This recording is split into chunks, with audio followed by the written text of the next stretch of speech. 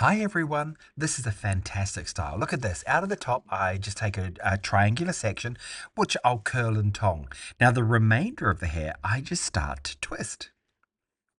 Some of my twists go over, some of my twists go under, it doesn't matter. And then I come on the opposite side and twist again. Look at this, just twisting them however they all come together. Then I'll place this into a hair tie, hold them all together, and then I'll loop them back into different areas of looping the hair to create this really, really interesting texture in the hair. Then I'll add the front in to create a beautiful look. For the full tutorial, just become a member today of my Access Long Hair Members Club and learn loads of great ideas.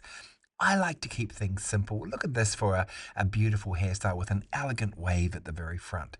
These ideas are designed to inspire you and let me take the fear out of dressing long hair.